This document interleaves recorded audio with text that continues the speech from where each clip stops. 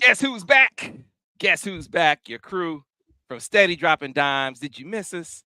We missed you on a little brief hiatus. We missed last week because we had some things going on. Devin has actually missed a couple weeks now because 2 weeks ago he was hiding out. When you sometimes wow. when you say things that you regret. Sam, first I'm gonna stop you right there. I'm gonna stop right there. You've never known me to hide out of anything. Hey, Daniel, Witness protection. he's nowhere to be found, right? Witness protection. Oh man, I hide out after I made that call too. Hey man, I just wanna say, me and Bron is not on good terms. You got Alex Caruso's cousin guarding this man when you know he about to put this ball in the cup, and you LeBron James. If he score on you, I'm fine with that. I'm not fine with that. I'm not fine with how we went out. Me and Brian on bad terms. We on bad terms. The thing though, we told you it before we came on. We do a little pre-show prep. We talk amongst each other just like us. We boys, we guys. These my brothers. These my younger brothers. We talk, and so there are things that you say. How with me and my wife. I know look. This is another episode of Steady Dropping Dimes. I'm gonna intro it in a moment. But when my wife and I are at home, and I say, "Honey," even when I'm wrong, I'm right. When we out there in public, and same thing for you.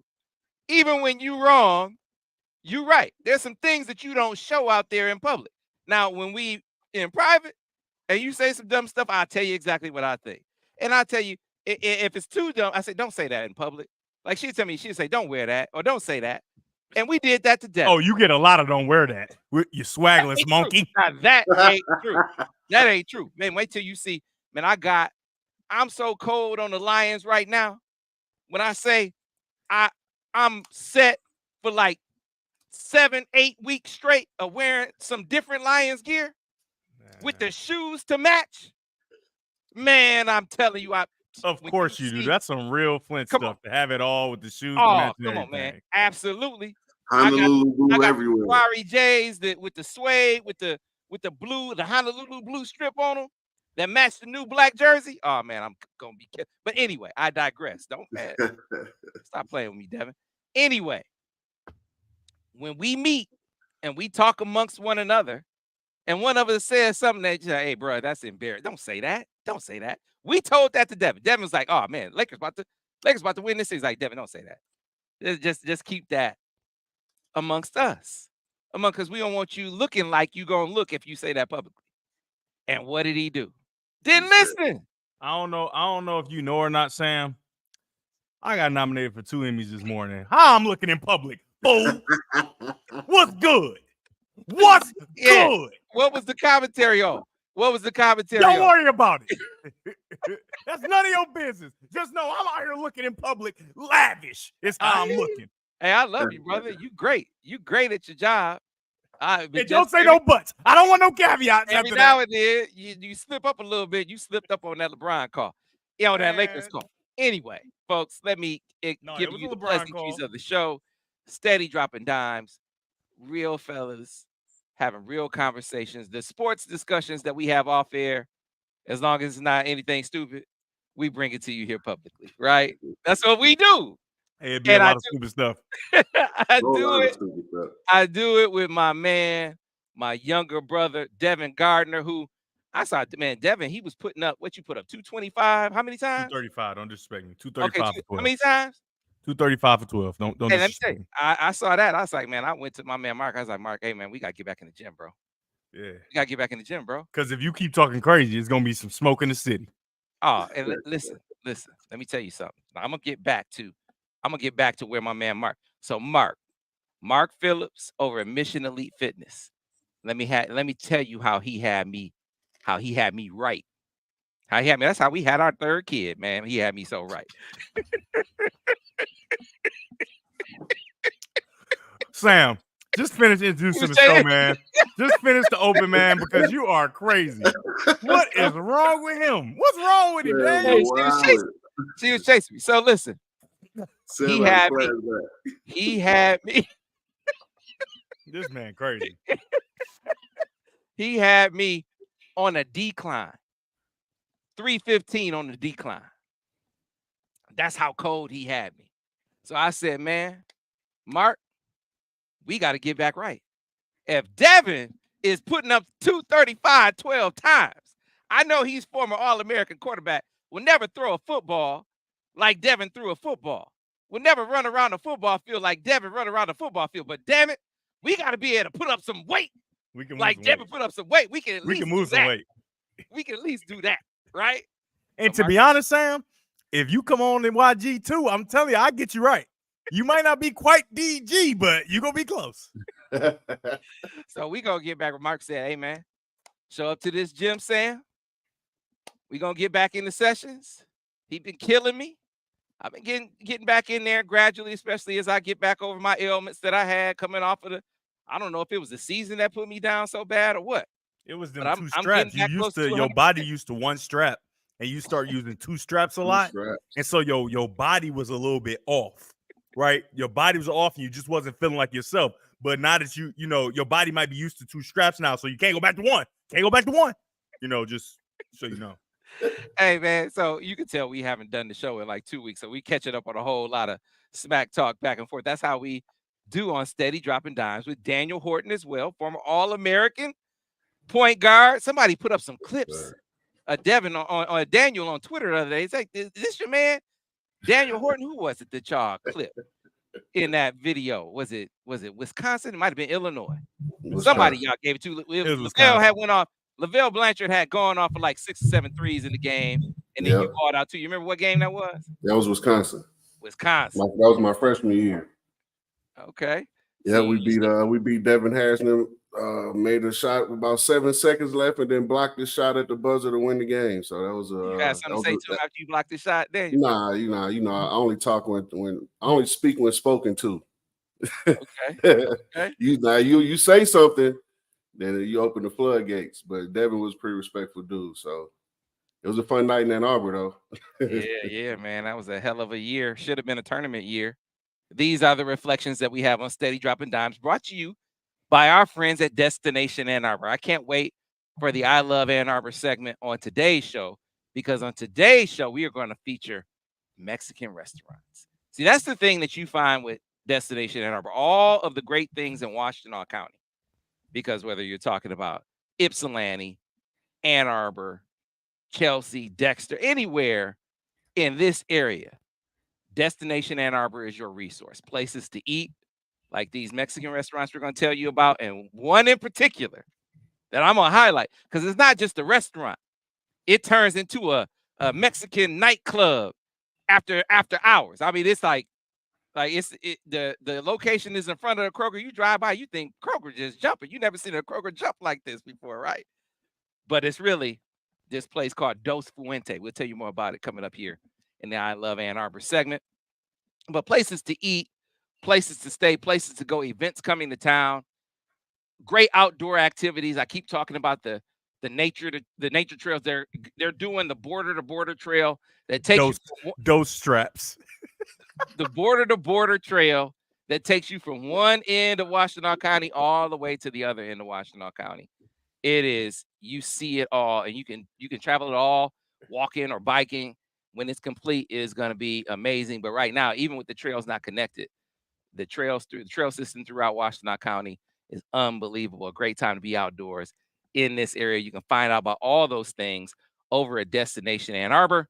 Again, annarbor.org. We'll tell you more about it in the I Love Ann Arbor segment later on in the show. But fellas, we missed some things while we were out.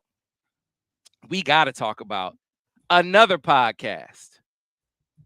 You know, I like to see former players have a platform to talk like players talk. This is one of the things I appreciate about being on with you fellas. But LaShawn McCoy, Shady McCoy, and Deshaun Jackson have gotten together for a podcast. Now, these are two guys. This show you how old I am.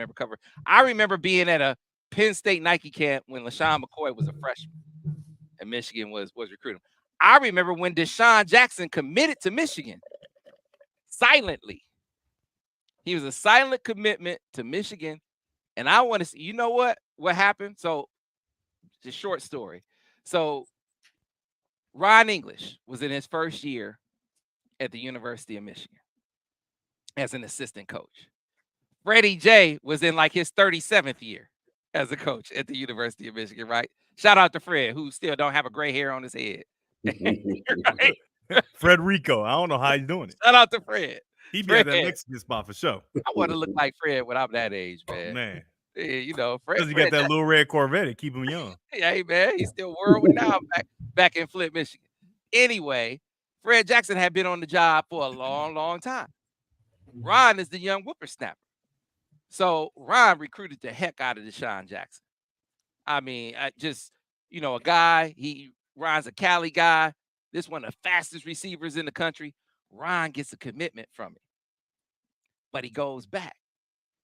And Freddie J has a commitment from another receiver, like a bigger dude, a dude named Laterio Savoy. I don't know if you remember Laterio Savoy, right? So Laterio Savoy was like 6'3", you know, and he was, you know, big physical dude.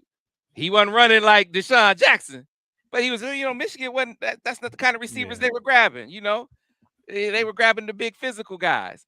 So Freddie J went, hey, okay, son, that's nice. That's nice that you got your first, but you're going to have to take that off to the side. We taking Laterio Savoy. We taking Laterio Savoy. So they had Deshaun Jackson. This is a true story. They had Deshaun Jackson committed. He was coming to Michigan. It was a done deal. Ron had to call him back and say, hey, man, we don't have a scholarship. And so he goes to Cal, where he winds up playing for another dude that's a real cool dude named Dan Ferrigno. Shout out to Dan Ferrigno out there. Big no. Yeah, he wound up being a Dan Ferrigno guy. But anyway, I digress. They have a podcast. And fellas, when I say they had some things to say about Chip Kelly, you thought what I had to say about Chip Kelly was bad. About how soft he is, about how scared of the smoke he is, about how he has no intestinal fortitude, about how he was totally willing to be a subordinate when he had his own show. He had his own show and couldn't handle it. So he went to work for Ryan Day. You went to work for a dude who's basically he's an imitation of you. I mean, essentially, Ryan Day is you, and you went to work for him. That's what you did. As bad as I talk about Chip Kelly, what LaShawn McCoy and Deshaun Jackson had to say about him, I said pales in comparison, DG. And apparently this is not new news what they had to say. Yeah, it's I mean, it's not a surprise to me, right? Just because in the NFL circles and whatever, everybody it's kind of openly known, like, Chip Kelly really don't rock with the black dudes like that, you know, especially black dudes like LaShawn McCoy and Deshaun Jackson, right? These are some black dudes. These are some Daniel Horton, some Devin. These are some dudes who ain't taking no smack. They know they nice, and they gonna toe that line. They are gonna toe that line. They are not with the good old boys club of get in line, do it this way, exactly how I said do it. They may have some better way to do it, and a lot of times you got to challenge that. Same with me, you had to challenge it and get you in the right direction. But it's kind of openly known that he's not willing to do that, right? He's not willing to channel players like that and get the best out of them in a way that Urban Meyer is. And Urban Meyer makes sure we get it popping. It doesn't matter, right? Urban Meyer gets it done, and Chip Kelly just, from what I've heard, I've never, played for him or nothing like that. But for what I'm heard, he's, and what they were saying is that he is not willing to do that, in the simplest form as I can put it, Daniel, did you get a chance to catch their Of course commentary? I did. Of course I did. Daniel love that drama boy. First of all, I don't know Chip Kelly, right? I'm not a football guy. I don't know about his reputation in football circles as far as what type of players he likes, what players he don't, right? So me just viewing it as a former athlete and a guy that's been a coach for a few years, man, hey, show me where he hurt you guys, man. Like, this is like man, how long? Well, he traded LaShawn McCoy when LaShawn McCoy a year prior had led the league in rushing. Is that helping the team? I don't think You're so. right, but that's not the first time we've heard it. That's not the only time we've seen that in professional sports, right? That happens, and you see it happen in football. You see it happen in basketball. I keep up with European soccer. Daniel, you got to name a time. Soccer. You got to name a time where you trade a dude, but you get a bag of chips back. This is all pro we talking about. No, but listen. Now, if you're gonna do what the Cowboys did, you're gonna trade Herschel Walker, and we're gonna get all. Okay, I get that. I've seen people trade guys. I've seen people trade really good players for a bag of chips, especially when, hey, we got exit meetings and you don't show up. We've already had dealt with issues. You're running through practice with your pants down. What about great players? Like, how am I supposed to coach that? Hold on, let me lay this out for you, Devin. Because they have the right to feel the way they feel, right? But I'm gonna give it to you from a coach's perspective. If we're in practice and I'm coaching you and you're running down the field, running routes with your ass hanging out with your pants down, how am I supposed to allow you to do that? Or if you're complaining about my offense that's worked everywhere it's been, and you admitted this was your best season playing for Chip Kelly, where you caught 83 balls for 1,300 yards, right? We're talking Deshaun Jackson. Yeah, Deshaun Jackson. We ain't trade him. But I'm gonna get this LaShawn McCoy next. I'm gonna get because running backs have a shelf life anyway. So Deshaun McCoy, Shady McCoy, you saying all of this stuff. You complain about you're doing all these things. You complain about you're admitting to not following this man's rules to his program, and then you blow him off in the exit meeting. You say he called you. You say I was so mad I only caught 3 balls in our final game. I blew him off in the exit meeting. I told you, F you, I'm not coming. Chip Kelly calls your phone after you blow him off. You're in the airport. Chip Kelly calls your phone and asks, hey, man, you didn't come to my office. So you say he's scared to talk to you, but he calls you after you blew him off, and you tell him, I'm mad, I'm not coming back. F you, I'm going to California, and I'm done. Hey, man, I'm trading your ass too. I don't care what you do. Hold up. I don't care what like Buckeye propaganda though. This sound like Buckeye. I don't care. I'm not talking about whatever the situation. I'm going from UCLA to the Buckeyes. That's soft as hell, right? But he ain't true. No, time out. He didn't trade the one that was running with his butt out. I'm giving it to you the way they laid it out. I'm giving it the way they laid it out. Like the complaint about the kid's haircut, all that type of stuff. I played for coaches, white and black, that said you can't have your hair a certain way. So I played for coaches on both sides of the coin that were white and black. So if you want to attribute it to the white guy, say, oh, I'm black, so I want to wear black socks. Man, that's what color your socks don't matter. If the news say wear white socks, man, put your socks on and go be the running back. You clearly are. The sock you wearing black socks has nothing to do with how good you are, LaShawn McCoy. This is the thing. So for you to be in your feelings that he wouldn't let you wear black socks, bro. Daniel, how you making $30 million, man? This is where Chip Kelly lost it. This ain't college. The league will handle that. If I want to wear black socks, the league will fine me. You get fined for it. You got to wear the uniform. The head coach shouldn't be worried about no black socks, and that's why he was out of there. The things that he's complaining about, the things they were complaining about, teams are doing now. NFL teams have guys wearing heart monitors. They have guys doing tracking sleep. That's part of the, especially in basketball at the pro level, they're doing all these things. Guys are wearing heart monitors when they practice. I did it myself when I was with the Miami Heat in training camp. Every day we worked out in practice, you had a heart monitor on, no matter what type of practice it was. I guarantee you, Daniel. And this was 20 years ago. Those weren't the things that's like, I can't deal with it. But if you talking to me and I'm making 30, I just led the league in rushing, and you talking about my socks? Are you playing with me? You got to be kidding me. You've got to be kidding me. I'm making $30 million. I led the league in rushing. I'm an all-pro, and this college guy is coming here talking about my socks. Exactly. So if I know I'm this guy, regardless, I'm okay, coach. You say no sock, you say no black socks. Let me throw these white socks on. And go. Is there any good reason you can think of, Daniel? As a coach, is there any good reason? I've just never been a guy that's been hung up on socks. You know, some guy wear another pair of shorts. Is there any good reason you can think of under my shorts, other like than Michael Jordan did? You gonna do what I say? Weird superstitions. I've never been that guy. So when the guy tell me, "Oh, I got to do my coach because I got on socks," I got on the wrong color socks. I'm looking like, hey, bro, go put on a different This pair of ain't socks. high school in Little League. Daniel, like, do you know any good reason? Come on, do you know it, Sam? And you can comment on this too. Is there any good reason, but except for a power struggle of you gonna do what I tell you to do, for somebody to have to wear black socks or not, whatever the case may be, whatever color we're wearing? because I know a hardball walked in because there are goofy rules like you can't wear this color in the building, you can't wear that, and that's why we losing because you making players think about other stuff. No, Hardball come in and say you can wear what you want. We can get our thing done, Natty. No, Harbaugh might be saying that, but you know who's not? Ben Herbert. I watched a segment with Ben Herbert saying he makes guys line up plates when they're finished working out. In workouts. A certain way. In workouts. Right. I'm talking about leisure. Right. So I'm talking about if you're in a workout, pull your pants up, Deshaun Jackson. If we're in a workout and we say in the workouts we want everybody to wear the same thing. I guess if we were reducing it just to Deshaun Jackson and LaShawn McCoy.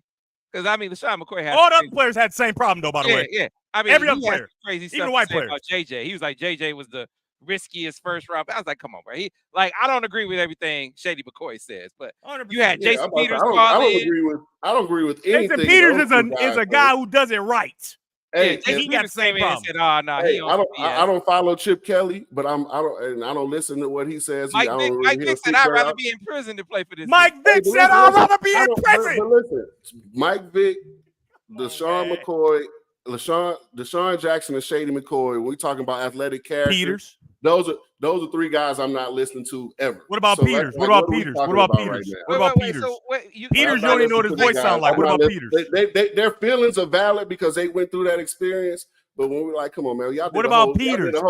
They did a whole show about a guy that I guarantee is not thinking about them too. Hold on, and this is Mike Vick after Mike Vick has been through completely changed his life. This is after Mike Vick has been to prison. Completely changed his life. And what about Daniel, you said this. What about Peters, who they called on the show, and you don't even probably know who he is because he don't say nothing. I know he's just a great pro. But I don't know him personally. I don't know anything. He's a great pro. There's nobody that'll say a bad word about him. What about him saying these same things? That's his opinion. I don't have an opinion. I don't have an opinion of Chip Kelly personally. I don't have an opinion of any of these guys personally. I'm talking about from an athletic standpoint, judging by what I've seen them go through as far as and. I'm not talking about Mike Vick's legal situation.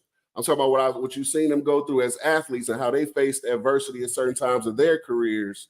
You can this is kind of par for the course. Am I wrong? No, you are wrong. Yes.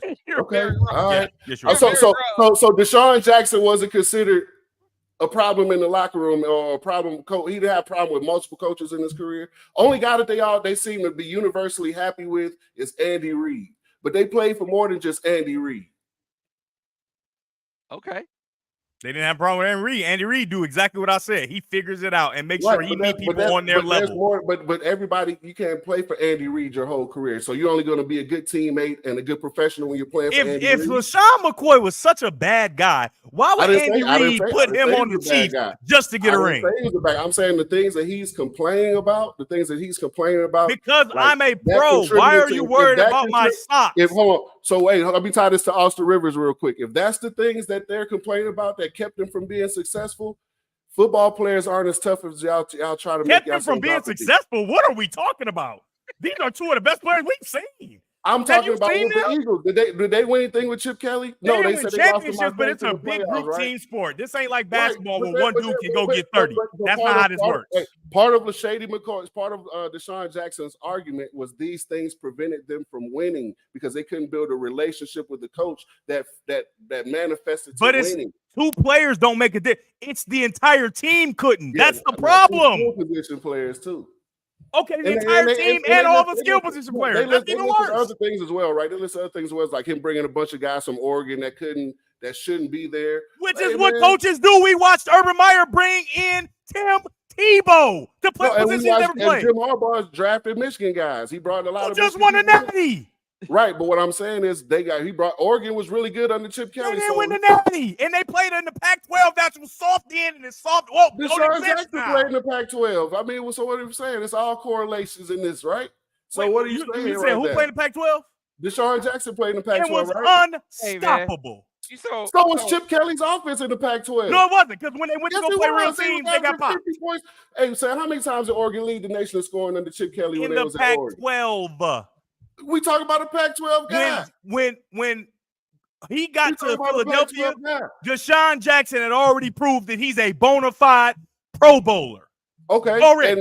Okay, and then Chip Kelly not proving his offense worked or not? No, he didn't, because it didn't in the NFL. The NFL and college is two different games, and it didn't work, period. And we can't even truly say it worked in college. Maybe you just had all the best players, because at UCLA, it didn't work the same, and that's the reason Sam is talking crazy about him, and he's at Ohio State. Guys are running versions of this. If I'm not mistaken, didn't they win the Super Bowl in Philly with Nick Foles running a version of that offense, a similar version of that offense? No. Wasn't it the same offense?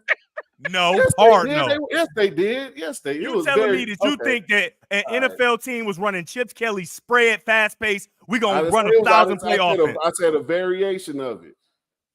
All offense is a variation of each other, if you want to say that. Everybody's West Coast, everybody runs West Coast variations. Who brought the spread to the NFL? Peyton Manning had been spreading them out for years before he even thought about it. We're talking about the college version of the spread. We're not talking about Peyton Manning. Peyton Manning had been running four wide, shotgun, hurry up. Was Peyton Manning running the read shotgun, hurry up for years. Was Peyton Manning running the read option? No, I never saw Peyton Manning run no read option. What are we talking about read option? Read option is part of Chip Kelly's offense, right? That didn't work. That's the problem. Crazy. It still works. Not Michael Vick, but baby Michael Vick, the boy in Baltimore, is killing people with the read option right now. He's the greatest athlete we've ever seen. Name 3 other people that is working for Daniel. God.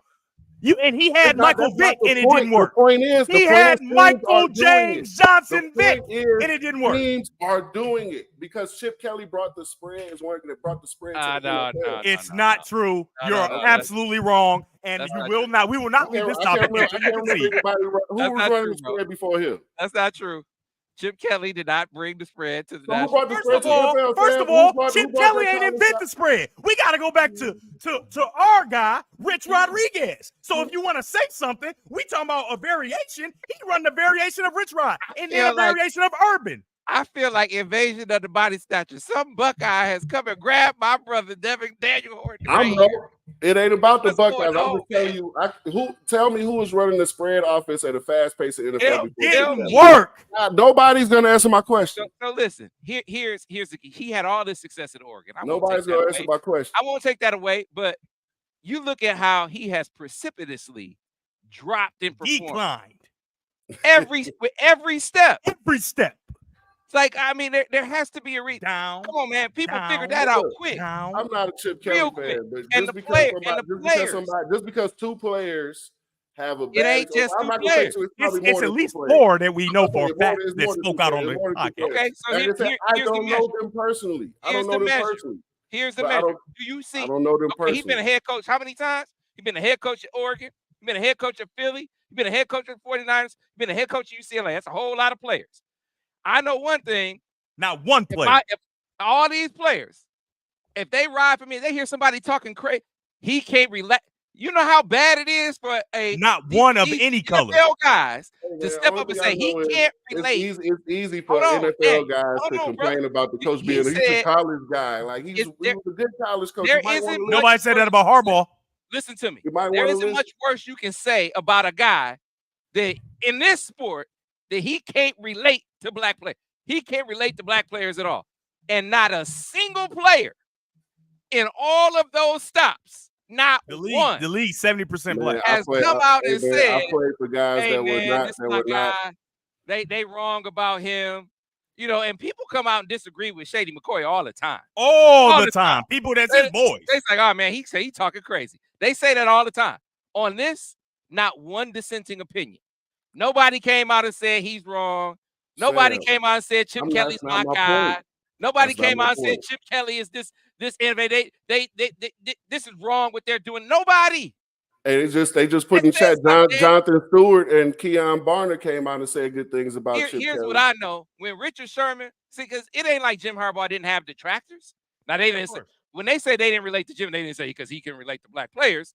Yeah. It was Jim Harbaugh is a quirky football. But that's the same with the white players too. Everybody said that. White dudes said the same thing about Jim, right? But you had other dudes that came out and said, I rock with Jim Harbaugh. That's my guy. He loves football. He had players that stepped up and said that. Not one player has said that about Chip Kelly. Come But on, I Daniel. don't care. That's not the point. The point How is that not the point? because what I heard from those two guys, being the guy that's coached sports, that played, that's not at the NFL or NBA level, I admit that. And even though when I played at that level as a professional, I didn't care about those type of rules. If a coach had to say, man, wear white socks, I'm gonna go out and be Daniel Horton no matter what color socks I got on. That's just me. If a coach they tell went me, and got down still.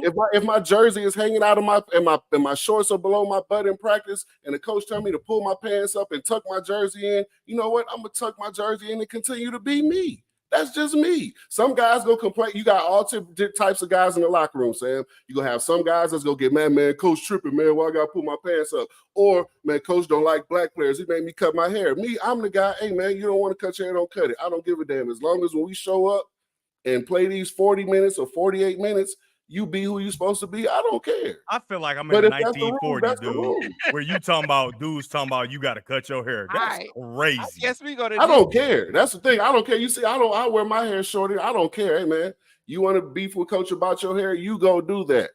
I'm telling you, for me, listen to them complain about stuff like that as a guy who didn't care about stuff like that, it sounds soft. So all the other points you're making may be valid. Guys in here, soft is crazy. Hey, look, all other points you making may be valid. You on so hard. All the points you made, all the points y'all making may be valid about other players not liking, about him being borderline racist. You could say that about some Michigan I'm gonna tell you right now, Daniel. You could say that about some Michigan coaches that have been here over the last 10, 20 years. That's true, and I agree. So that's not. I don't care about any of that. My point is, hey man, if you supposed to be this guy, it don't matter what color socks you got on. It don't matter if the head coach like you or not. If the offense is based around you, Shady McCoy and Deshaun Jackson, and you go 9-7 and don't win. Hey man, y'all got to share some blame in that too, not just the coach. Well, yeah, I wouldn't. So what are we talking about? We're not absolving them. We're just saying that his decline is very evident. But only two people are getting on the podcast for an hour and a half complaining about a guy who's probably 30 minutes about it. So are we those same people? Probably don't even. We talking about the whole situation. Two guys who he's probably not even thinking about when he goes home at night. So he's living rent free in that. Hey, guess what? Shady McCoy. 10 years after they played for him. None of those guys are thinking about us, and we sitting here talking about that's the age we live in. You can't call them out saying, they talked an hour about a dude that's not thinking about them. That is not. Well, you can't say that because that's what we're doing right now. We're talking about people who don't care about us. It sounds like they talking about feelings from. They talking about their experience. Come on, man. They talking about experience. They telling a story. Hold on. Don't. That's what I'm saying. Their feelings are valid. Their experience is valid. I got so. Come on, Dave. Me and Sam, I have so many stories that I've told Sam. And does that make me soft? And Sam knows the stories I've talked about with these coaches. Sam knows. I'm sorry? Well, did you spend 2 hours doing it? Was it about wearing socks? Sam, I don't know. Do we put a clock on it? I didn't been into Sam for a long time. We have sat on and I know for sure I ain't soft. Ain't a soft bone in my body. I'm running through brick walls type stuff. I don't care. Hey, for me, I've had bad experience with coaches. I've had good experience with coaches. You'll never hear me do an hour-long podcast about any of them. But listen, how are you going to hold against them or characterize them as being preoccupied or bitter or rent-free in their head when they got a show based on their experiences as players, and they're talking about one of their experiences as players on one show? If they had 20 shows about it, Sam, this the first time they talk about you. Sam, hold on, let's not do that. Let's not be disingenuous. Now, is this the first time they talk? Is this the first time they brought up Chip Kelly? This is the first time they talk about it. Oh yeah. You just said I've seen Shady McCoy talk about Chip Kelly. They've spoke on it when people asked them, but they've never done a long hour show about Chip Kelly. And I don't think this whole show is about Chip Kelly, by the way. They've definitely made it clear how they felt about Chip Kelly on multiple occasions. So why don't they get hold on, time out. They've done it on other people's platforms. Why did when they get their own, they can't now express that on their platform? They can do whatever they want. I'm telling you what it looks to me. They're fine. I watched the whole show. It was entertaining. It was entertaining, but it comes off as like, all pros, Pro Bowl, great. I mean, stats, all that. That, you telling me what I'm they're saying, bitter when this guy what I'm just left to go be an nope. assistant? All They're that bitter. all of that has nothing to do with their feelings and how they feel about a person. All pro. I guess I'm bitter as hell. That stuff don't matter. Sam, I'm bitter as hell about, and you know what I'm talking about. I'm bitter. It was one show. And it was their first, it was like the first episode of their show. I don't get how, if they do multiple shows about this, now it's I think you might have a point. But to take one of their clear experience, one of their common experiences. Wait, hey, God, why didn't y'all win a Super Bowl, fellas? I mean, that's a big topic. We didn't win a Super Bowl because we had this dude's coach. Now you might disagree. Kelly had us wearing white socks. You might disagree with their view of it as players. That's disingenuous, Daniel. You know that ain't the reason. That's just another part of what was going on. Don't act like that's the reason. They didn't win a Super Bowl because they didn't think he was a very good coach that could relate to a 70% black league. I can't speak to the football part of it, and it's always been. Well, me and Sam gonna tell you, his offense didn't work. Chip Kelly is not the first person to not relate to his coaches, man. He's not the first white coach to coach 80% black players. Hey, I'm gonna tell you right now on the this is crazy, Daniel. I'm gonna tell you on the football side right now, and Sam, correct me if I'm wrong. His offense did not work. Period.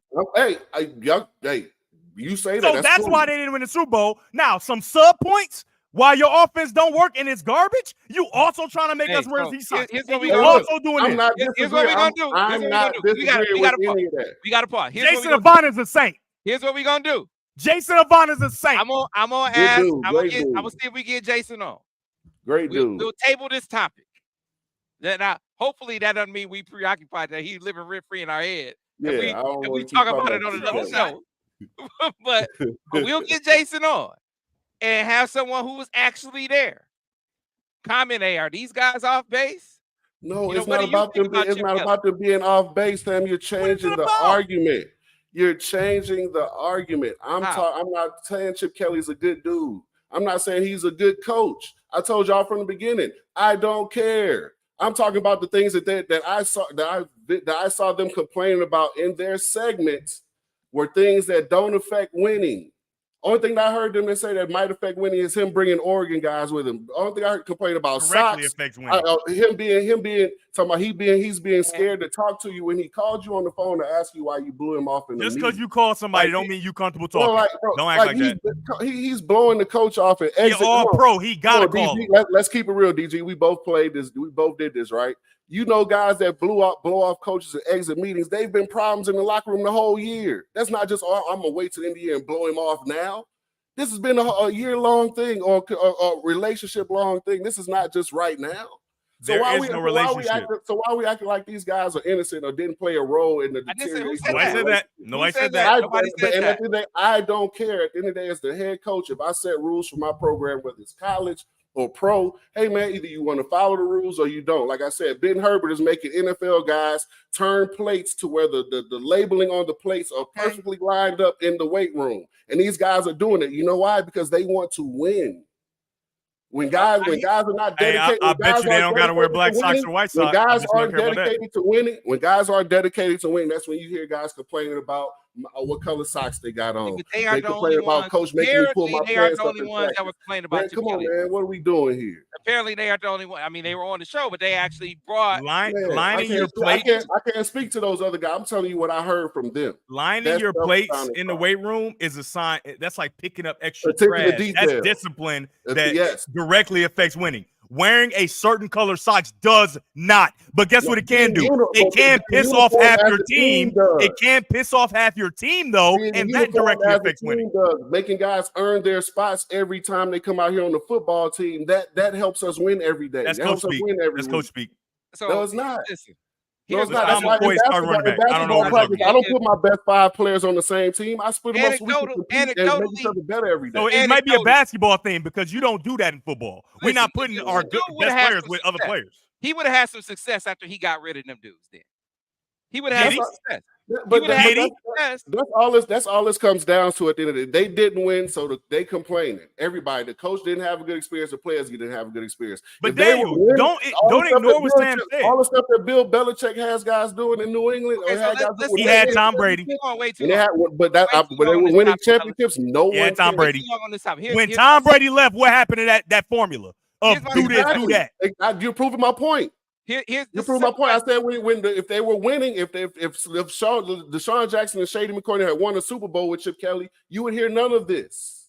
You were here I'm like, same man, time. he had some You rules were here with you. the He same knew what time he was Jason doing. Devon, right? Darren, you here same time Jason Devon? Say You know again. Jason at all? Yeah, I know Jason. We went to school And together. so here's what we're gonna do. I'm gonna ask Jason to come on the show. Well, his word Just is to supposed get to his be the end opinion on all it. be all. I'm Yes. not telling. I don't Yes, even because know he what was he's in the gonna locker say. He's room. gonna give you his experience with Chip Kelly, and that's fine. I'm not invalidating anybody's experience with Chip Kelly. I'm just Well, telling what are we you. doing? What are we doing? Okay, ask Jason Devine if he thinks what color the color of his socks matters. Because I watched him wear white socks with black shoes at Michigan for 4 years. So Look there, I where think the that's Michael sweet. Jackson look. I think that's sweet. I like No, that. it's not. You look like Michael Jackson. We did it in basketball. I wear It looks dark shoes with white socks all the time. No, I have white a whole socks bucket with full black of shoes white looks socks. I love crazy. that. And we did it every week in Michigan. In Michigan athletics, football and basketball. It looks crazy. I like it. Go ahead. That's why Hey, that's why the black shoes with black socks look so sweet when the Fab Five start I don't doing like it. it. This is how it's really supposed to look. This is how we do it. This is how we do it on the playground. I don't like it. So you know how when you go, I don't golf very much, but they, when they want to make sure that you hit it a certain distance, they put you up on the tee up front, because it's supposed to be easy. Or when we playing T-ball, they don't pitch it to you, you just put it on the tee, so it's easy to hit. This is one of those easy to hit topics. This is just hit the Buckeyes. Just bang the Buckeyes. It was real simple. I thought it was gonna be like 10 minutes. I thought it was gonna be like 10 minutes. The 40 ball. And it's like, man, how the hell do we have Buckeyes in the chat cheering? Like, I love this dude. He's making outstanding points. And Buckeyes are saying you making outstanding points, Daniel. It's a problem, bro.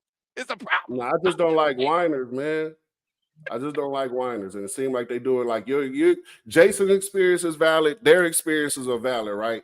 But I just don't like whiners. And when you get here and we tell me, oh man, I don't like you because it is like, bro, you whining right now, bro. There's like, no. So here's the thing, and I know I said it was the last comment. Man, they got a show based on their experiences as players. One of the biggest topics for them is why didn't that team win? Their opinion on why that team win. You might disagree with it. It's their show. They're asking themselves. How are they gonna them that? Like what? It's their Just show. like we said, Same way we get in the chat and say, "Hey, what we gonna talk about today?" That's what they did. Oh, it's They an Eagles talked about based what they show. gonna It's talk the about. Philadelphia Eagles based show because they're 9-7 football team out there, 10-6 or something like that. They lost to the Saints, my team in the playoffs. I remember that year. What your team do this year? I don't feel bad for them. What your team do this year, sucker? Where was your team at this year, sucker? 1, 2, 3. Cancun in week 3. We'll be back. Can I talk about my California burrito and Dos Fuente, please? I gotta get off of this Buckeye love session we just had for 40 minutes. Not from here. It's only 1/3 of this. It's 1/3 of this show that's in love with the Buckeyes. Watch this. I'm Sam Webb down there. They never want to cite me, but they about to cite this show. They about to clip this show. But they can cite the show as long as they remember. I still do not like Ohio State. No, you love them. They can say what they want. It's for the way you look at them. Why? It's for the only one you see. Logic? Oh, hey, first of all, we're Michigan men, right? We gotta be more intelligent than this. We're acting like Buckeyes now. How does me saying LaShawn? I keep calling you mixing their names. You getting up on the table for Ohio State guy. I'm saying that Deshaun Jackson and Shady McCoy are both doing a little bit of engaging a little bit of whinery. How is that supporting Chip Kelly? Because he was the topic. All right, so listen. Hey, if I start whining about Chip Kelly, you better defend me. It's what I'm saying. I'm gonna defend you regardless. All right, because I know you're not a whiner, man. And I know your football character. And we have talked one topic. This is poor show discipline. This might be the best show we ever had. This is poor show discipline right now, especially because this showing some Buckeyes some love. I just had this whole you got to understand. My bad. You know, this is Buckeyes are good business, Daniel.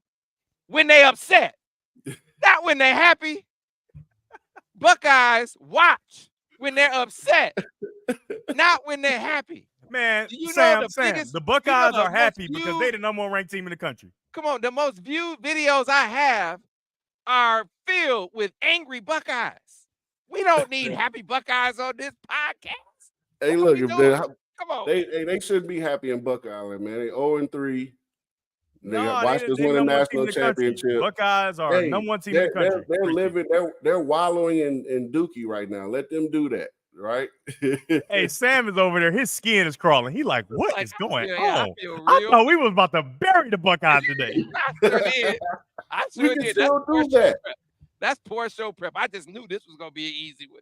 Anyway. Yeah, no, I thought you. I see. I'm more focused. I'm not focused on the Chip Kelly angle. I'm more focused on the player angle. So I apologize, fellas. And then one of the players was committed to Michigan, but we played him. He basically a Michigan man, kinda. See, we told you that soliloquy. Get on the right side, Daniel. Hey, it was a big time player. That's why it was painful to watch him complain about that stuff. Like, dude, like Tom Brady be complaining. Come on, Rashad. I mean, Tom Brady be complaining. It got rolling, Rashad. We moving on. All right. Hey, Rashad, mind your business, man. Don't do that. Don't do that. Sam way nicer than me. Don't do that. Like a reunion. We haven't been together. Don't do that. Don't do that. Everybody enjoying themselves in this deal. The chat, everybody having a good time. Don't do that, Rashad. All right.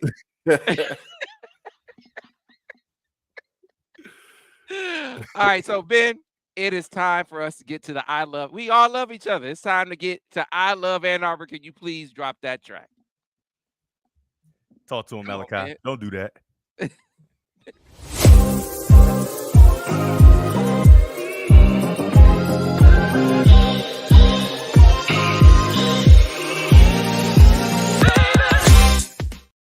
So, Destination Ann Arbor, our proud sponsor. We got some exciting things that we're going to be doing in the summer, over the course of the summer. You may have seen the My Ann Arbor episodes, the one that we shot with Will Johnson. We're going to be talking about his camp a little bit later on in this segment. Young fella, this is how you get better. Young fella down in Atlanta training right now. He had this trip to Cancun. And you know how that's how they get down. And then he came back from Cancun, went down to Atlanta and getting some training, getting some DB work in before he comes back up here to get in the summer. Well, Daniel, how about being in college around now, where you could just go to Cancun, train in Atlanta? DG, when he said the Cancun part, I was like, when? I never went to Cancun. I still ain't been to Cancun. Hey, a bunch of them went to Cancun. I was like, damn, it's a new day. I think I've been to Cancun once. Why you ain't take us, Sam? Hey, man, I was grown. Why you ain't take us to Droppin Dimes crew? I know you got some sponsors. Not that can get us to Cancun. We not rolling like that yet. Maybe if Daniel get a couple more Buckeyes in here. Maybe if Rashad would support a little better. Rashad. But anyway, I love Ann Arbor. This is a segment that is a sort of a microcosm of what we do with My Ann Arbor. That was the series that our friends at Destination Ann Arbor helped sponsor and start, where we follow a student athlete. In the first episode featured us following Will Johnson to some of his favorite spots in Ann Arbor. We went over to Puffer Reds. We went to the M-Den. We made it over to X Golf because he's an avid golfer. He likes to get down like that. We went by his toy drive. We also went to the Slurpin' Turtle, where I had sushi for really the first time. Not, wasn't really my forte, but he actually turned me on to it. Right. And then when Daniel and Devin came to town, we went around to a few spots. My favorite stop was the cigar spot. I hated the Folding Warehouse was great. I hated my experience at the Folding Warehouse. Day. I like Folding, just not that day. No, but you did get. But Sam, you got that one beer that you love now. I do. Moth. Hey, hold on, Sam. I gained a lot of respect for Devin. Like, I already had a respect for him with just watching him play and following his career, right? But he threw one ball when it was one pin left. He did. And he threw a frozen rope He did. And he hit the fat part of the bottle, right? He hit the called the his pin. shot. He caught the top part of the pin. Like I was like, okay, yeah, he different. He called his shot. I had to give him his props. But I mean, but if you beat us in the free throw shooting contest, Daniel, I'd say you're supposed to. You're supposed to. That's not supposed true. to happen. That's not true. The equivalent Yes, would maybe be shooting something else into something else because you don't throw footballs at a bowling pin in real life. This dude called his shot and hit it. He did. Bowling is so fun that I want to actually do an event at the bowling warehouse. That's how. Hey, we need to do an event at Bowling where all the Droppin Dimes fans come and they just cheer and participate and do all that. That's what we need to do. So listen, hey folks, drop that in the comments. If you would come to a Bowling Warehouse event with the Droppin Dimes crew, maybe we'll get a couple of players to come out as well. Would you fold with us? Because I definitely want to get out there and do that. If not here in the summer, but maybe during the football season, because the Lions are going to be unbelievable. So we can definitely do it with a Lions Sunday. We'll see how that goes. But at any rate, going to our favorite spots around Ann Arbor, we're going to be doing that with a few more student athletes over the course of the summer. So be on the lookout for that with our friends from Destination Ann Arbor. But I want to talk about one of my favorite spots. See, recently on the Destination Ann Arbor Instagram page, they featured some local Mexican restaurants that they really highlighted. And a little known secret, City of Ypsilanti has some great Mexican food spots. Terrific. Like if you want, authentic, just soft tacos, nachos. And in this case, a spot that I want to highlight right now is a place called Dos Fuente. You ever in town? It's right down the street from Eagle Crest, from the Eagle Crest Golf Course and Eagle Crest Marriott, Eagle Crest Resort. It's literally 2-3 minutes down the street. Dos Fuente. So it's a restaurant in the front of so you got the Kroger, and then it's a huge parking lot in the very front is Dos Fuente. It's gonna be a lot of brown in that jug messing with that Dos Fuente. Let me tell you something. So you drive by. I remember I was driving home one night, and it was like lights, it was like strobe lights and all kind of stuff. Like, what's going on at Kroger? Where they got a party in Kroger at midnight on a Saturday? It was Dos Fuente. Little did I know that once the restaurant closes, you keep playing. It turns into a club. It turns into a club over there. But before it even gets to the club, and it's just you're ordering the food, there's this California burrito that but it's the best burrito I ever had. They got beans? Best you can get it with or without beans. Dose in that dose. I'm telling you. We're gonna dose in that dose. But I highly recommend, if you are a Mexican food aficionado, a fan, a connoisseur, this is the best spot, in my opinion, in Washtenaw County. And Ypsilanti has several spots for you to sample. And I know that over on the Destination Ann Arbor Instagram page, they featured a few of them. So be sure to check it out. But mark it down. Dos Fuente. Maybe you go out and have play some golf over at Eagle Crest. Great spot. Picturesque scenes over there. Hitting balls as you overlook Ford Lake. And then after it's all over, drive right down the street to Dos Fuente. You will not be disappointed. I promise you. So that is going to be, if you come out to the Bowling Warehouse either this summer, oh yeah, there we go. See, DG said I'm bagging the toilet up after that. The toilet's out of order. Who was that? Who said that? Gavin McLean got it right. He said DG gonna put that bathroom out of order. That bathroom no longer works. Listen, we try to turn you on to see. There are a lot of spots that are great that you know about. You know about Zingerman's, right? You know about all the steak houses. You know about Chop House and Common Grill and Knights. You know about all these spots. We try to open your eyes to many of the other spots you might not hear so much about, and this is one of them. Dos Fuente. Sam, I'm going. I done marked it down. You need to tell them that I need some accommodations in that bathroom. Yeah, how you know? So you had it with the green sauce. It does have the green sauce. Yes. It's got the green. Yeah, man. Who's that? Malachi? Yeah. Malachi, it's like you've been there before. Malachi been on it today, Texas, too. Malachi? We need to start doing MVPs of the chat. Malachi been on it. The MVP is Steve Horn because he keep Oh, yeah. attacking them those straps. Yeah, That's Malachi been giving it to Daniel all chat. He's like, oh hey, yeah. yeah. Has he? Malachi, you better stop playing with me, boy. Hey, tell him, don't do that. Don't do that. You better stop playing with me, Malachi. All right, so we're gonna do this folding warehouse gathering if enough of you say you want to come out. So if you're watching this on YouTube or Facebook, drop it in the comments.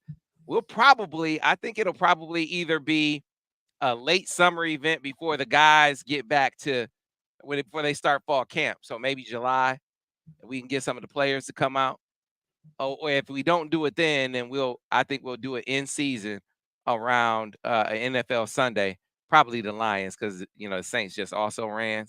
So we'll do it around a Lions game and make it happen. So if you're interested in joining us at a folding warehouse party, be sure to let us know. Drop it in the comments. It is a boatload of fun as long as you don't play with Devin.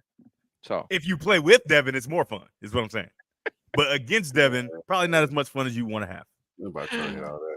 All right, folks. That's like me bragging on winning teddy bears at the carnival for shooting. Like that carnival will be hard though, man. By the way, I just a little teaser. The player that we are in talks with about the next Destiny or my Ann Arbor episode, that it's Will. Like he saw Will do it. It's Will's best friend. You got a clue? Colson Loveland. Oh man, I didn't ask you to give away the answer. I thought you was asking me. I wasn't asking you. I was putting that to the people. Oh, putting it to the people. Ben, did I get it right? You could have acted like I didn't get it right. Ben, would you please drop that track? Drop that track.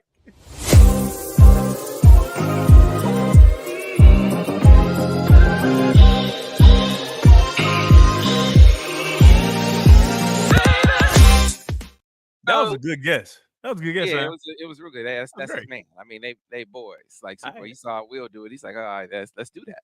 And Colson, cool. I like Colson, and I know he's a competitor. He's a good dude. We have some great sponsors. One of the things that I really was committed to doing, and we're gonna get this started.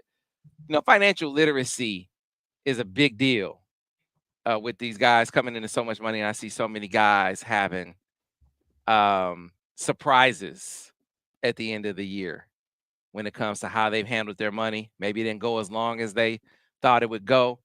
Maybe they didn't have it set enough aside for taxes. And so we're going to handle that. I got with some of my friends over at University of Michigan Credit Union for what I'm calling a financial literacy boot camp. And it's basically like a mini seminar to help these guys with their financial readiness with all this money they're coming into between University of Michigan Credit Union and Morgan Stanley, talking about financial planning. We're going to make sure at least as many guys as we can touch are going to learn some things. It's going to be an NIL. They're going to get paid to learn. How about that?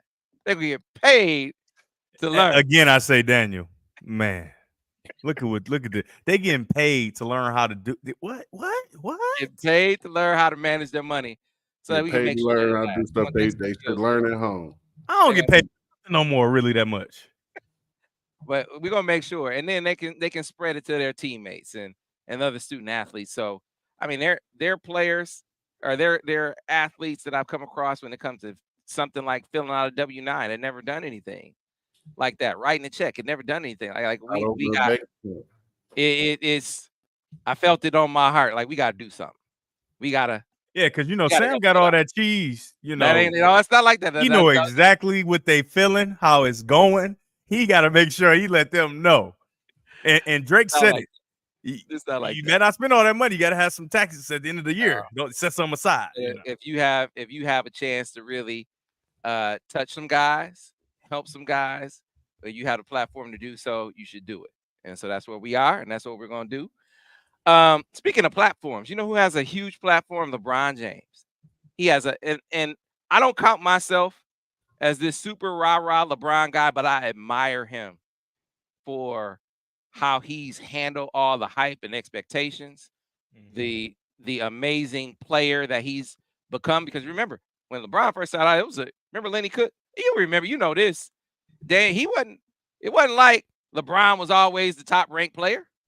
I was at the game when LeBron the one that the viral moment that was back then that they still show today at the ABCD camp. If you look at like the first or second row, me and Chris Bosh sitting next to each other, like, and watching him fry Lenny Cook. Well, that's a different story. But Lenny Cook still can't figure it out. And these are examples of two guys who had massive expectations. One guy fizzled out real early, and the other guy is coming out with his 20th year, 19th year in the league, whatever it is. I think like 21. Like he is just an amazing run of excellence. Still one of the best players in the NBA. I admire that, but I really look at what he's done with his platform. Like he has been about his hometown. I saw the dude back home building houses. He started a school. Like I even rock with, and I said this before, you look at his relationship, same woman from high school. Yep. Like he's like, I'm not messing with any of these. Sam, I want to propose this to you and Daniel, and I want to know what you think, because I tell people this at every chance I get. And I was a Kobe guy, but I became a LeBron fan because of all these things you're talking about, off the court, all these things, the expectations. Because I remember, and Daniel, when you're all McDonald's All-American, the kind of pressure you're under, right? And it was so many times that I could have crumbled. I'm sure Daniel felt those experiences we could have crumbled. And it's nothing in comparison to his expectations, right? Fact. And he still became whatever he became, right? So I have to ask you this. Is he the greatest American ever? Greatest. Come on, bro. This is hyperbole. Athletics. Like, okay, I'm talking about sports American. Okay. Is he, if you put everything all encompassing as far as the money you make, the things you do with philanthropy, your success on the court or field or whatever it is. I think he's one of the best, but I think you have some athletes who sacrifice in the name of something bigger than themselves. Kind of, it doesn't make them better. Yeah, that's what I'm saying. So like it makes their contributions, I think, more. I don't think can shut out all the we're talking about your kids are exemplary. Shoot, LeBron, little Bronny just had 13 in 23 minutes. Everybody's talking about how weak he is. He came out and balled out with his mom and daddy in the stand. We about to talk about Bronny, but I think there's a line to this. I think he is a tremendous example of how you can use your platform to be more than just an athlete. I appreciate that about him. I just admire so much about what he's done. But his platform in this particular instance, and I'm not saying this is a criticism, more as an observation. We're talking about Bronny James right now as an NBA player only because of LeBron James, in my opinion. I think he is a promising talent. I do not think he's an NBA player at this point. I don't. Devin, you want to go first or you want me to go? I want to go first because Daniel's the expert. I want you to break it down to me because I've heard NBA guys like Kendrick Perkins say, "Oh yeah, he's a rotation player in the NBA right now." This was last season at USC, coming off the heart condition. I'm not taking anything away from that, but I have not seen anything that makes me think that he is ready to not only be a guy who is going to offensively be able to command the team the way that they say, because he sees the game and he's going to be able to set guys up to be able to defend at that level. Right now, I don't see any of that at all. Now, he down the line, I can see it. With some more college, I could see it. But based on what we've seen to this point, they measured him at the combine. He was listed as 6'4". They said a lot of those measurements were wrong and they wiped them all. So I don't know if that's true or not. If he really was 6'1". He's not 6'1". I don't know. They wiped everything. That's the LeBron effect. Like when he got dunked on by Jordan, or what's his name, when they confiscated the tape. Yeah, when they confiscated this tape. That's the LeBron effect right there. If you measure that 6'1" at the combine, that's pretty much what he is. So I don't, and listen, I don't even have a problem with it. I don't have a problem with him using this platform to fulfill a wish, a goal, a dream of his of playing with his son. I say more power to you. But, to the commentary that is trying to make me believe that this is about more than him being LeBron's son, I'm like, okay, show me. So what am I missing? These are my feelings on it. and really my opinion, I think that he is a NBA player, right? When you look at Right NBA now. player Right now. when you look at NBA player, because the college game, as we spoke about, is a totally different game, right? So he was in a game that maybe doesn't lend to his skills. Now, I don't know for a fact if he's going to be outstanding or whatever, but he played in a game that's not the game that he's been preparing to play for since birth, you would say, Daniel, right? He's been preparing to be an NBA player, not a college player, right? So I think that you take the college with a grain of salt for that reason. And then the second reason is I think he would have been a much better player had he not died before the season. Dude, I just don't like. You remember I broke my foot, right? The year before Ohio State. And the next year, when my foot finally healed, obviously I got scar tissue, all these different things. It hurts from time to time. You remember I had the elbow, and it's so hard mentally to push past things that affect you like physically, right? When you're playing at this high level, it's so hard to push past it. And I've seen guys with a rolled ankle never be the same. And that's not a broken ankle. That's a rolled ankle. And they can't perform because they're mental block. They can't get out of their own way, right? This young man, a very young man, died. Right. And we're expecting him to show that he's an NBA player in year one in a sport that I think that he's never prepared to play, right? That's the two reasons there. The reason I think he's in the top 1% of athletes in the world, right? He jumped 40-something. I think he was fourth in that. And then when you're in the NBA, you can shoot, you can play. We've seen that, and it's very clear. And he went 11 for 11 in a conditioning three-point shooting drill. Now, that's not a game, but it's not a lot of guys on this planet that can go 11 for 11 running back and forth to different spots. And I think he was second amongst all the players at like, what was it, 27 of 20 or 26 of 29, something crazy, where it's just like, okay, there's something there. Are you going to be a starting five guy? Maybe not just yet. But can you get out there and make sure you don't mess it up? Can you go defend? Can you catch a oop? Can you shoot a three?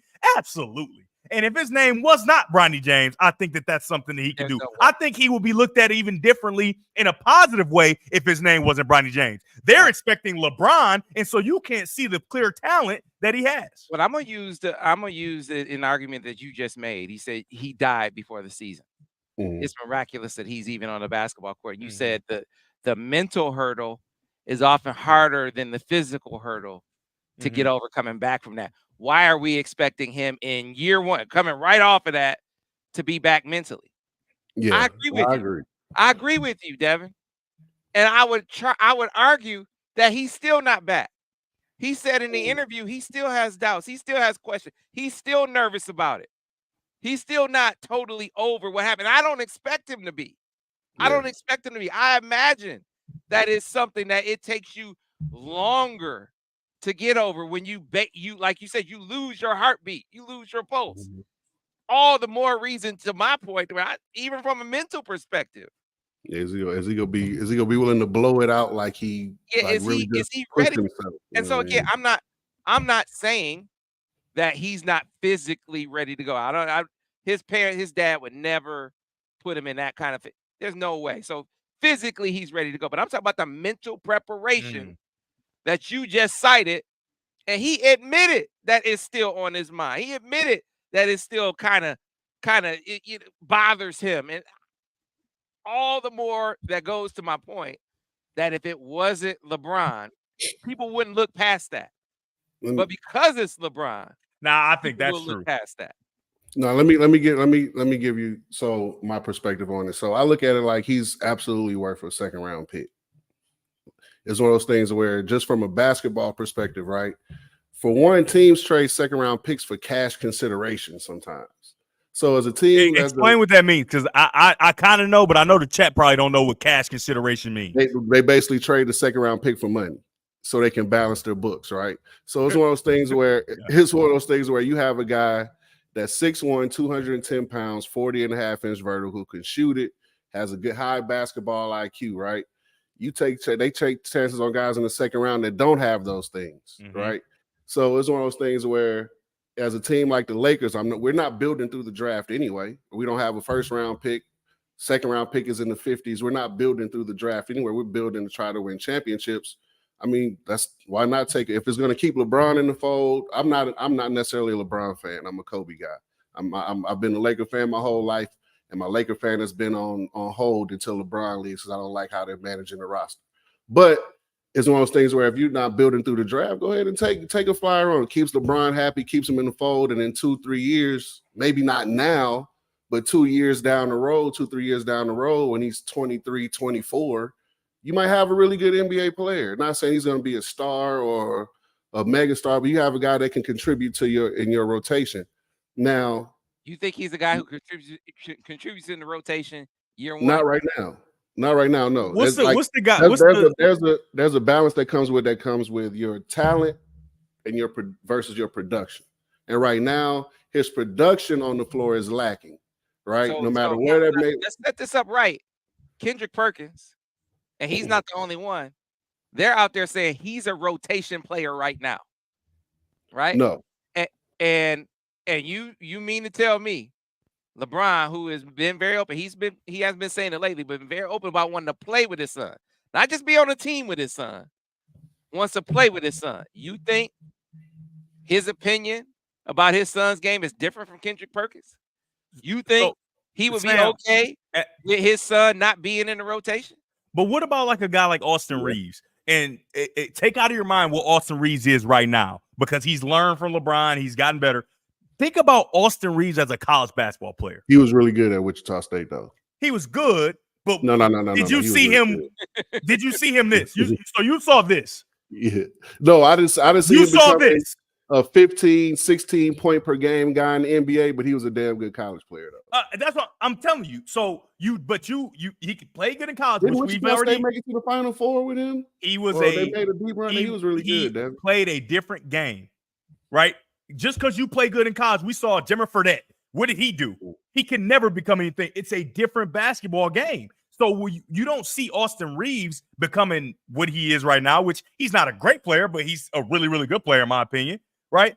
So if I think a big part of the reason why, if he's on another team, he doesn't become this. He becomes this because LeBron pours into him in live game action, and he learns and he becomes this real player. And he has little to none of the tools that Bronny James has. And you think LeBron not going to pour into his son in live game action, especially while they not really that good? Come on now. Well, that's why I say that's a balance between. If that's your goal, is just to have LeBron be happy, or are you trying to win? Are you trying to win a championship? But you're not going to win with whoever you draft at 53 anyway. Bingo. So, but it ain't. It is really... So it's not just about where you get him. If he's on the team, he's gonna play. If he's on the team, he's gonna play.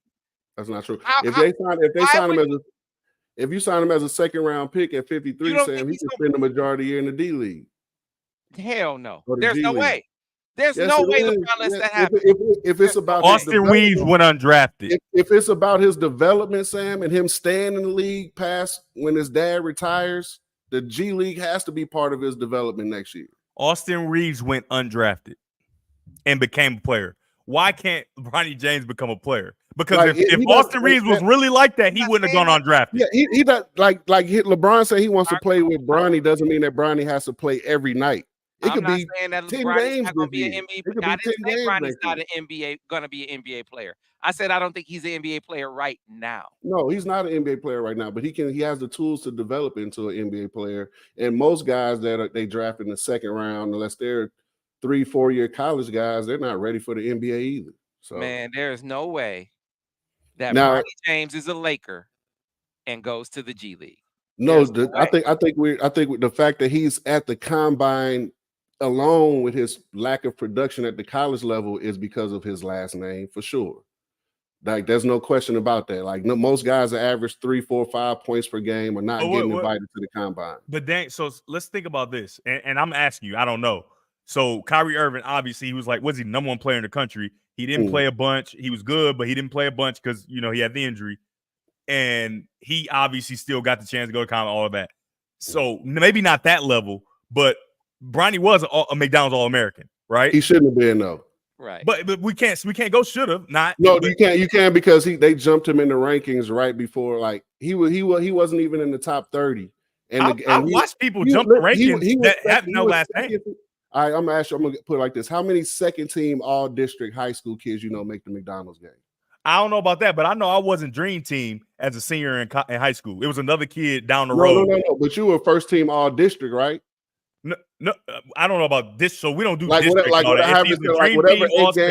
8-9 games you play against the teams that are in your conference. You were first team quarterback in your conference. So we don't do that like that in Michigan. All I know is I wasn't named the quarterback of the year in this state, and I had 48 touchdowns. There was nobody who watched you play that looked at you and said, he's not one of the best players in the country. Everybody who watched I would feel better if you said world, because this is where football is king, and it just sounds better. So can we just re-say that and say the world, please? And I will agree with you. Listen to me. Watching Bronny, I was like, he's a really good player. Yeah. When I saw Kyrie play, man, it was no question. He's nothing close to Kyrie. I said lower level. I said not quite Kyrie. Now, not even close to Kyrie. Kyrie averaged 20+ points per game in his 11 games as a college player. Hey man, I'm gonna say this, and it was sacrilegious what I said on talent wise. Now stay with me on this, because Kyrie, he says some off the wall stuff. He says less off the wall stuff now, but as a pure talent, I think Kyrie Irving is better than Steph Curry. As a pure talent. I might be willing to agree with that. He is not the kind of team. He is not the level of teammate that Steph Curry is, or the leader. Completely honest, that Steph Curry is. Steph Curry. If Kyrie shot the volume of Steph Curry, he could have a similar effect as a shooter. But that's just not his game, right? He gets to the rim a lot. What does it mean? What does it mean? Pure talent, handles, speed. No. Let me kind of break it down, Sam. Let me kind of break it down. Pure talent is Deshaun Jackson and Shady McCoy. That's pure talent. You know what? The other level to this, once you add the Steph Curry piece to it, then you get the all-time great players at their position. That's how you go from that to that when you're not complaining about socks. See how I tied it together? Right. You're not complaining about little stuff. I bet you Steph Curry not complaining about socks. Getting that. And just because I say, and this is the other thing that people get caught. I know Kyrie Irving is doing just fine because he got gang. Yeah, he does. He does. But he is not a guy that can ever lead a team. That's the difference between him and Steph. Steph can put a franchise on his back and win a title. And Sam, another be like, okay, you want to win a title? Come play with me, KD. See, yeah, this is the thing for Steph. Don't do that, Sam. KG was the best player on that team. Don't do that. I don't know about all that. Listen, am I right or wrong? If they won a championship before KD got there. KD. They won title. KD. NBA champion was next to Steph Curry's name. KD showed up. Okay, right? It's an argument, but the one thing I think that sets Steph Curry apart, and it's similar to what Tom Brady has, it's similar to what Patrick Mahomes has shown to have outside of the talent, is the ability to put yourself aside. And this is what you're saying, that Shady McCoy and Deshaun Jackson, and I agree with you. They're not that type of attitude, but that don't mean you can't relate to them, is what I was saying. You know what I mean? Okay. So the way that Steph Curry can, I'll take a backseat. And I agree with Daniel. I think KD is a better basketball player. He's just basically a taller version, a 7-foot version of what Steph Curry can do. There's nothing Steph Curry can do that KD cannot do, but there are a plethora of things that Steph can't do that KD can. But in the grand scheme of things, because this way, real quick, Steph has won titles without KD. Am I right? I know, that's great. Yeah, and all time, I think he's a greater player without Steph. And KD's had great teams. And I love KD, but has he won titles without Steph? We saw what Steph did without Draymond and Clay. They didn't make the playoffs. When we do all-time greatness, I encompass the way you lead and all those different things. But we're talking about just hooping, like roll the ball out. There's nothing that Steph can do that KD can't do, and there are a plethora of things that KD can do that Steph cannot, just because he's limited with his size and all that. He's one of the greatest of all time.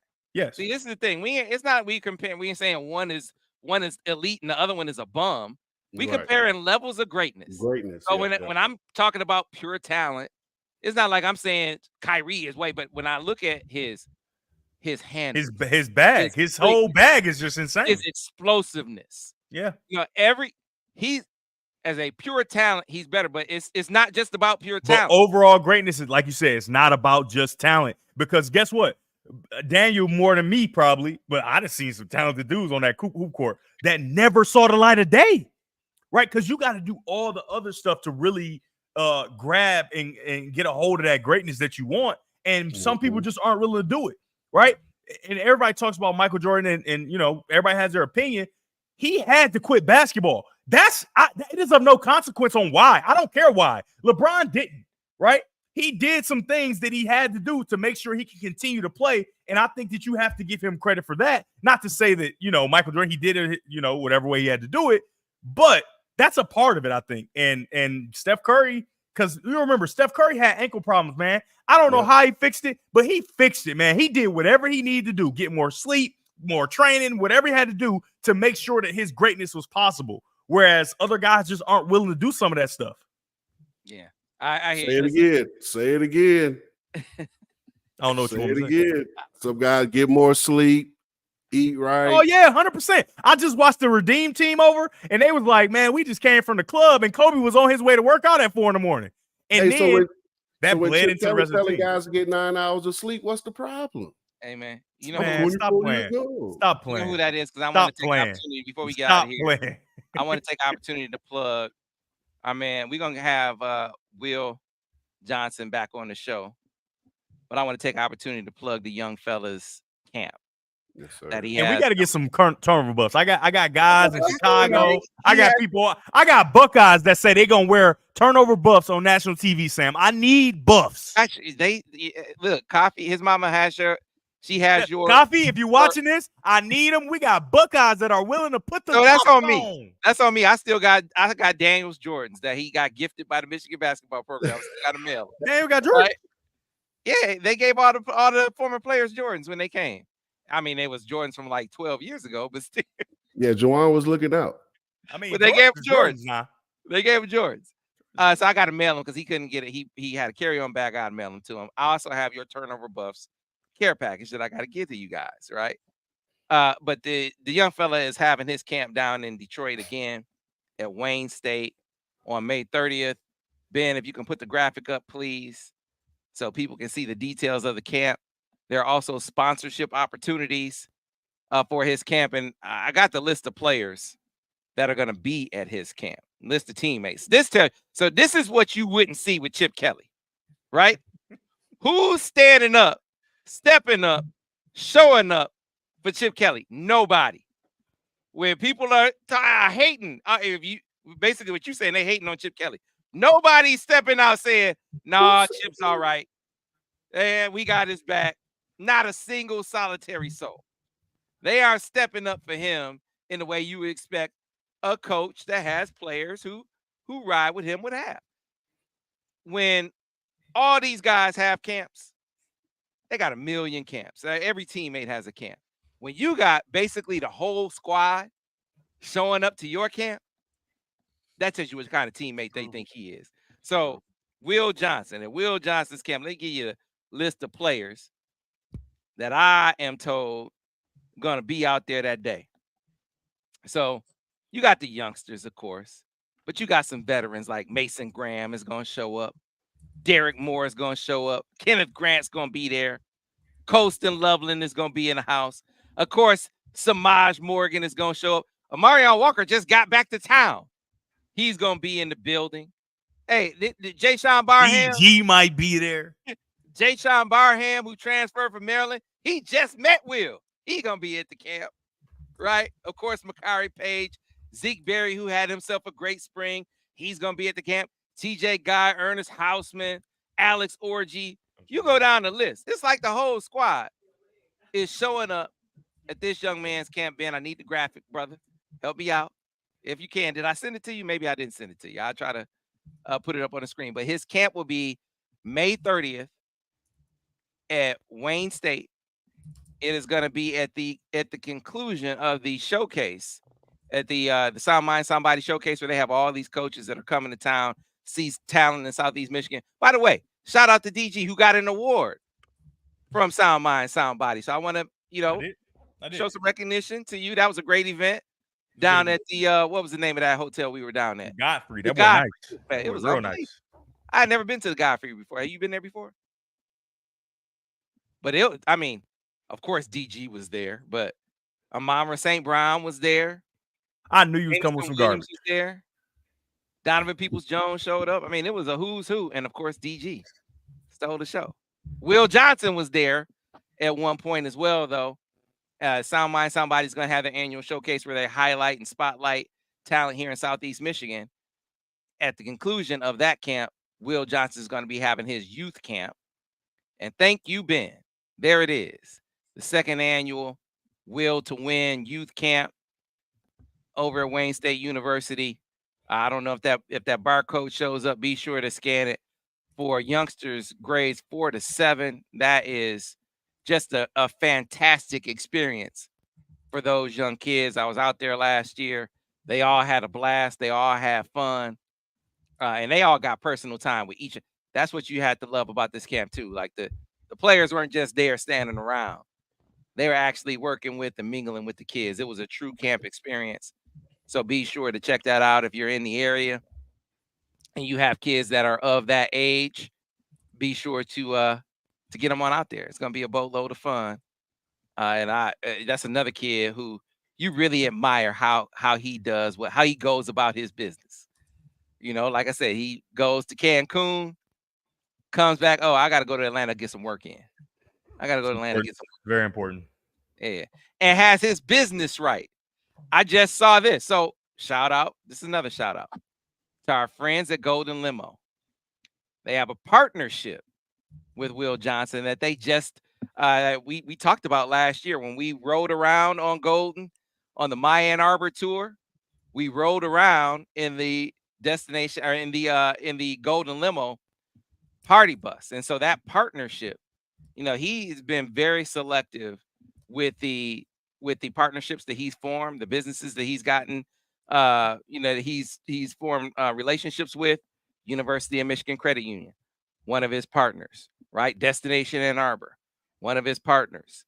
Golden Limo, one of his partners. So when you talk about having the validation of people who frequent your service, who say, I stand by them and the service that they provide and the business standard that they set. When Will Johnson partners with a company, that is what he's saying.